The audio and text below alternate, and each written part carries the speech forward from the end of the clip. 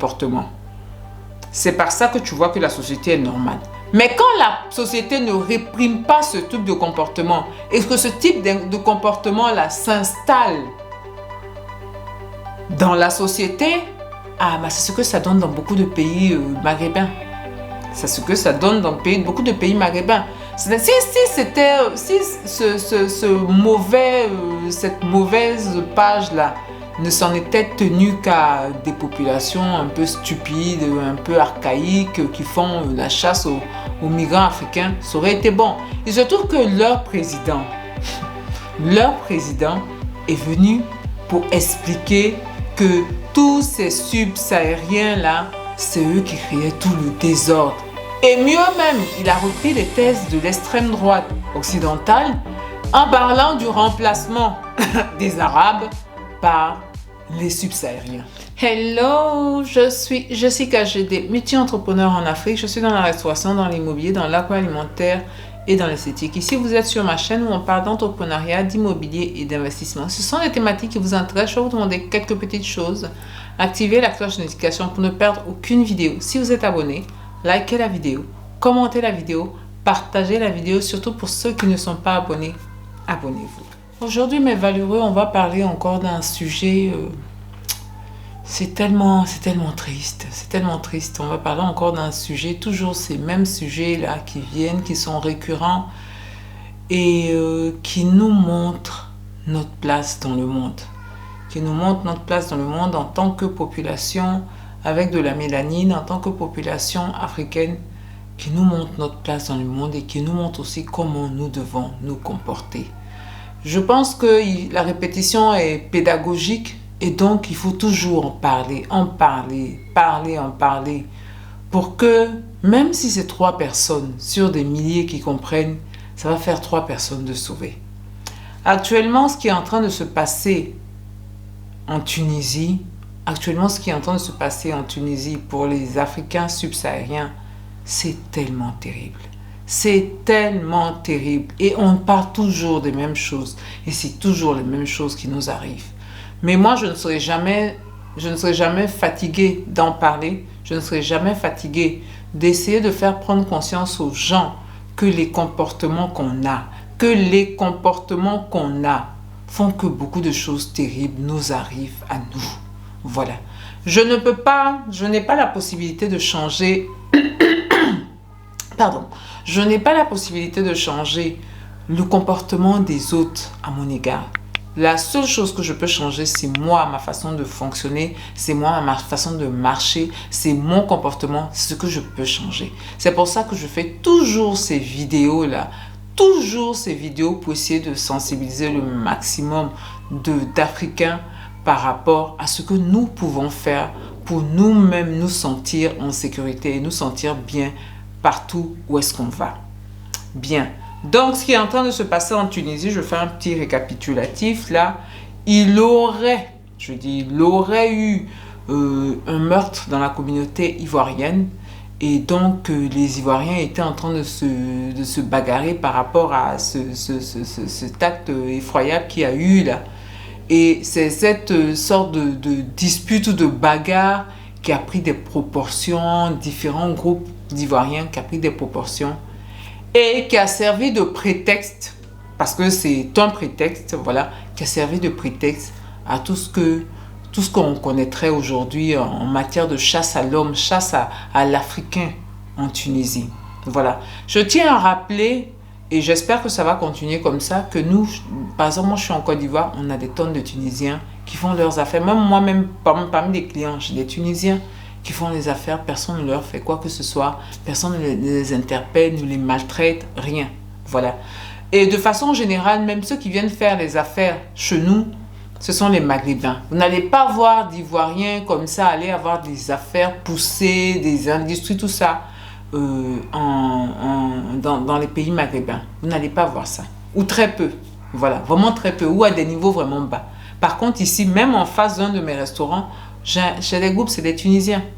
Ils sont dans tout ce qui est métallurgie, là. Ils travaillent, personne on ne leur fait rien. On ne les fatigue pas, on ne les emmerde pas. Ils cherchent leur argent comme tout le monde. n'y a pas de problème. Voilà. Donc, vraiment, c'est pour dire à quel point les Africains sont des gens raisonnables et sensés. Quand je dis les Africains, ceux qui se reconnaissent comme Africains, parce que je sais que beaucoup dans les pays arabes, là, dans les pays maghrébins, ils ne se reconnaissent pas comme Africains. Voilà. Pour commencer, même en parlant d'africanité, vous savez comment on appelle la Tunisie? Tunisie, c'est maintenant on les appelle comme ça. Hein. Sinon, leur nom là, c'est Afrikia. Afrikia. Afrikia. Ça là, si ça ne vous dit pas ce que c'est, si ça ne vous dit pas ce que c'est, ce qui se passe aujourd'hui là est quelque chose de misérable. Je trouve quelque chose de misérable. Et c'est misérable pourquoi? Parce qu'en fait, dans toutes les sociétés, il y a des racistes. En Côte d'Ivoire, il y a des Ivoiriens qui sont racistes, xénophobes, tout ce que tu veux. Au Mali, au Burkina, en France, aux États-Unis, au Japon, il y a toujours des gens qui sont comme ça. Mais les sociétés, parce qu'elles reconnaissent que ce ne sont pas des attitudes qui sont bonnes, qui sont des comportements qui sont bons, la société réprime ce type de comportement. C'est par ça que tu vois que la société est normale. Mais quand la société ne réprime pas ce type de comportement et que ce type de comportement-là s'installe dans la société, c'est ce que ça donne dans beaucoup de pays maghrébins. C'est ce que ça donne dans beaucoup de pays maghrébins. Si cette mauvaise page-là ne s'en était tenue qu'à des populations un peu stupides, un peu archaïques, qui font la chasse aux migrants africains, ça aurait été bon. Il se trouve que leur président est venu pour expliquer que tous ces subsahariens-là, c'est eux qui créaient tout le désordre. Et mieux même, il a repris les thèses de l'extrême droite occidentale en parlant du remplacement des Arabes par les subsahariens. Oui, la théorie fumeuse là, qu'ils ont chose là-bas, ils ont ramené les Arabes aussi, ils ont ramené ça, le président a ramené ça en Tunisie. Que donc, ces Africains-là qui venaient en Tunisie, là, dont la plupart, c'est de la transition en personne, ils ne sont pas vraiment intéressés à rester en Tunisie. Ils sont intéressés à prendre des bateaux pour aller en Europe. Ils n'arrivent pas à y aller, c'est pour ça qu'ils sont là. Sinon, non du tout. Mais il a réussi quand même, pour pouvoir jeter l'anathème sur les populations, il a réussi quand même à dire une phrase aussi immonde. Et ce monsieur-là, par la traite, qu'il est juriste. Vous vous rendez compte? Ça veut dire qu'il connaît le poids des mots. Mais il s'est mis là pour pouvoir expliquer que ces Africains-là, ils étaient non seulement responsables de tous les misères de la Tunisie, et en plus, ces Africains-là, ils voulaient remplacer les Tunisiens. Est-ce qu'on peut faire plus stupide? Est-ce qu'on peut faire plus stupide? Comment un chef d'État peut venir se placer là pour dire ça? Ça a été presque tous les journaux en ont parlé, donc j'estime que c'est vraiment ce qu'il a dit. Parce que c'est quand même gros qu'un chef d'État puisse se mettre là pour pouvoir dire de telles énormités. En général, c'est des pauvres gens là qui disent ça. Et puis vous dites, non, ne faites pas ça. Mais que lui-même, le chef de l'État, puisse se lever pour aller dire de telles énormités. Mais comment est-ce que les gens vont pas être pourchassés dans les rues? Comment est-ce que les Africains ne vont pas être pourchassés dans la rue? Je tiens déjà à rappeler que les Africains en général, les subsahariens, parce que c'est eux africains, parce que ces gens-là ne se pensent pas africains, voilà. Donc les subsahariens, en général, comment la population subsaharienne est composée dans ces pays-là? Beaucoup d'étudiants, beaucoup de personnes qui vont pour des soins médicaux, parce que ces pays-là sont assez avancés dans tout ce qui est soins médicaux, voilà. Et aussi, on a une bonne partie maintenant qui fait même plus de la majorité, plus de la moitié, qui sont des personnes qui vont pour se chercher ou pour essayer de prendre les bateaux pour aller en Europe. Voilà. Voilà la situation qui prévaut actuellement. Effectivement, il y a 10 ans de cela, il n'y avait pas beaucoup d'Africains, de subsahariens dans ces pays-là. Mais avec tout ce qu'on a connu, avec la chute de Kadhafi et tout ça, et la possibilité d'aller en bateau dans les pays européens, la donne a complètement changé. La donne a complètement changé. Il a commencé à avoir de plus en plus de subsahariens qui allaient là-bas, pas pour les études ou pour se soigner, mais qui allaient là-bas pour se chercher et essayer de prendre des bateaux. Voilà. Et je conviens que certaines de ces personnes-là ne se comportent pas bien. C'est pour ça que souvent je dis aussi la manière dont nous nous comportons là, c'est aussi une carte d'identité pour nous. Et donc des gens même, parce que ça c'est un prétexte, hein, c'est pas parce que 2 ou 3 personnes ne se sont pas bien comportées, non, c'est un prétexte. Quand les gens ne sont pas bien, quand leur situation économique ça ne va plus, parce que la Tunisie, leur situation économique ça ne va plus, on cherche des boucs émissaires. Et ces Africains-là sont les boucs émissaires de la situation économique qui prévaut, qui n'est pas bonne.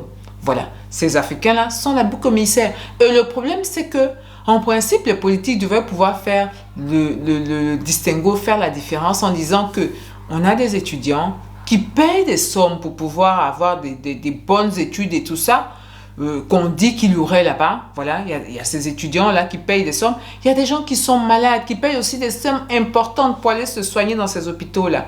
Ces gens-là, qu'est-ce qu'ils ont fait? Qu'est-ce que ces gens-là ont fait? Qu'est-ce que ces gens-là ont fait pour se retrouver pourchassés, pour se retrouver à la merci de hordes de barbares? Parce que pour moi, c'est des hordes de barbares qui en veulent pratiquement à leur vie.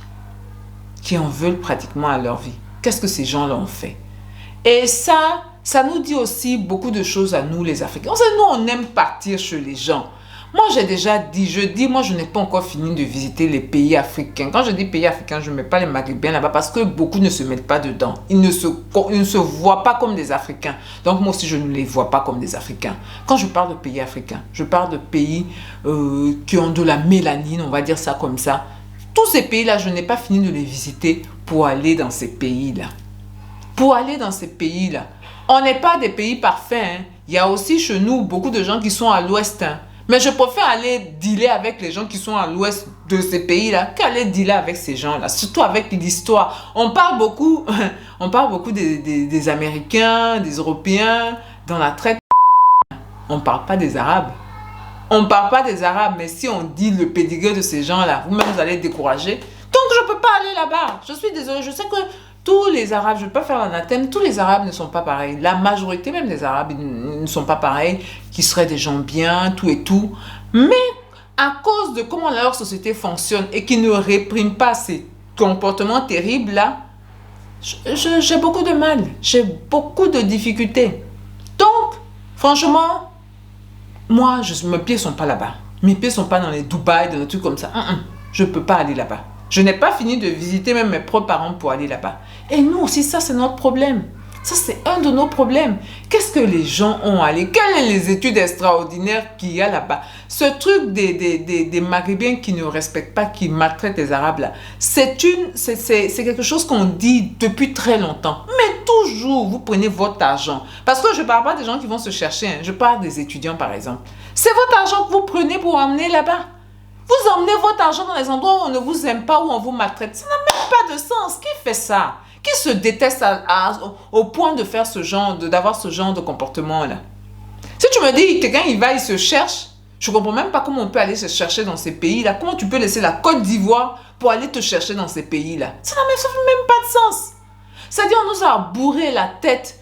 Chez nous, c'est l'enfer. N'importe où est mieux que chez nous. Alors que quand on regarde sur les trucs, on se rend compte que l'enfer terrible, c'est là-bas. L'enfer, jusqu'à ta vie en danger. Tu es dans un endroit où ta vie est en danger à cause de ta couleur de peau.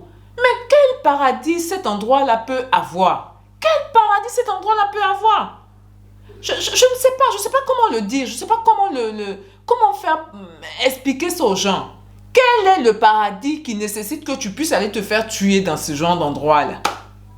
Tu puisses aller, parce que la vie, les retours qui nous viennent, c'est que leurs vies sont en danger. Les gens publient des trucs sur les réseaux sociaux pour dire leurs vies sont en danger. N'importe qui peut, la police ne va pas spécialement les secourir. Qu'est-ce qui mérite que tu te mets dans une telle galère? Pourquoi? Pour combien? Que tu ne peux pas avoir en Côte d'Ivoire, que tu ne peux pas avoir au Ghana, que tu ne peux pas avoir au Togo, au Bénin. Tu vas aller te mettre dans des situations aussi critiques. Tu vas venir te mettre dans une situation aussi critique. Vraiment, mais Valerio, je trouve ça tellement dommage. Je trouve ça tellement dommage. Tellement dommage qu'on en soit encore là. À notre époque, là, on en soit encore à ça. C'est le lieu même d'interpeller nos gouvernants. Parce que ça là, bon, ils sont en train de faire ça. Il n'y a personne qui leur dit quoi que ce soit. Il Il n'y a personne qui leur dit quoi que ce soit.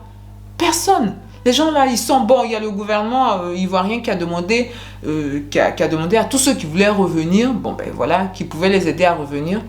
Bon, ça c'est... mais il n'y a pas eu de communiqué officiel pour condamner ce genre d'acte. Surtout que je dis, c'est leur président même qui met de l'huile sur le feu par ce type de discours qui tient là, qui n'a même pas de sens. Qu'est-ce que les Arabes, les Ivoiriens, les Africains vont aller remplacer les Arabes? Ça ne fait même pas sens. Pourquoi on voudrait aller les remplacer?